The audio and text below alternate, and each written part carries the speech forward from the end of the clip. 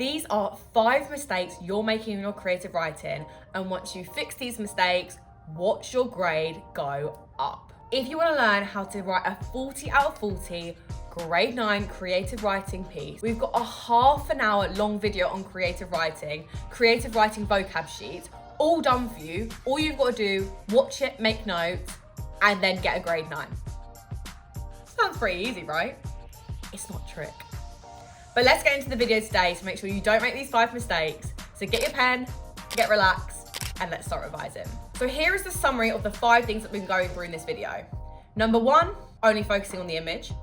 Number 2, relying on second person perspective. Number 3, not zooming in enough. Number 4, overly ambitious words not in the right context. And number 5, stealing phrases.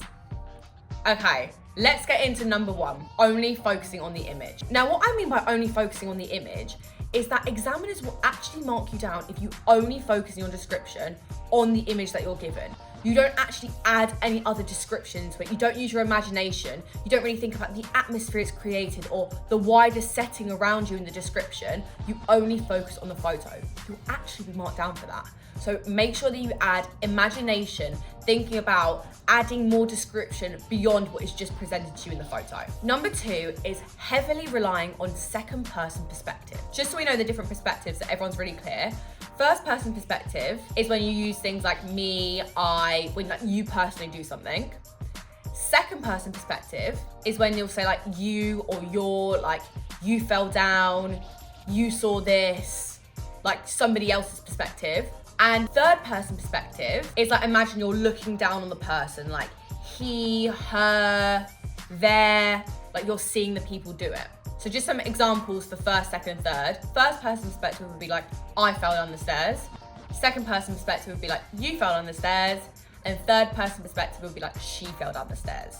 So they're the different perspectives. So examiners have actually said that they don't want you to heavily rely on second person perspective because students don't tend to write as good descriptions when they're doing it from the second person. I would recommend first or third person perspective for description. If you want to use like your 5 sentences and things like that, first person could be easier, but you can also do it for third person perspective as well. And number 3 is you are not zooming in enough. Examiners have literally put in the examiner's report that students don't zoom in enough on the photo. So either they really focus on the photo but don't use anything else, but they don't zoom in enough on the specific details.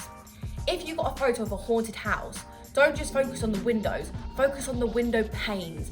Is the glass murky? Is it shattered? Focusing on and zooming in on these really specific details will elevate your creative writing. Also, think about details like what atmosphere do you want it to create? Is it an eerie atmosphere? Is it a jovial and happy atmosphere? Think about that as well. That'll be a really important factor for your descriptive writing. Number 4 is overly ambitious words not in the right context.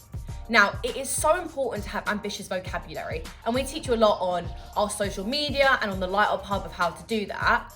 But if you use this overly ambitious vocabulary not in the right context, it actually takes away from your writing rather than adding to it. So don't use any ambitious vocabulary that you're really unsure of how to use. So make sure when you do have this ambitious vocabulary, you know the meaning of it and the right context to put it in a sentence. And number 5 is stealing phrases. Now, the examiner wrote again in their examiner report, it is very obvious when students steal phrases or ideas from other texts. And that will honestly mark down your work so much, guys. So make sure that you can take inspiration from other ideas, so you can be inspired by the way that it was written or kind of some different words that they use, but don't steal whole pieces of work, because if they recognize that, you could be marked down to basically nothing. So there are my 5 top things, my 5 mistakes to avoid when you're doing your creative writing. If you found this video helpful, make sure you subscribe because it helps the channel more than you can know. And the more we grow this channel, the more of you that we can help. And of course, if you do want help with your creative writing and actually how to write it, sentence starters, how to construct like similes, metaphors, rule of 3, paragraph length, sentence lengths, make sure you check out the Lightup Hub. We have those free lessons in the description below, so you can have a little look at the content we've got on there before you subscribe. Have the best day, guys, and I'll see you in the next video. Bye.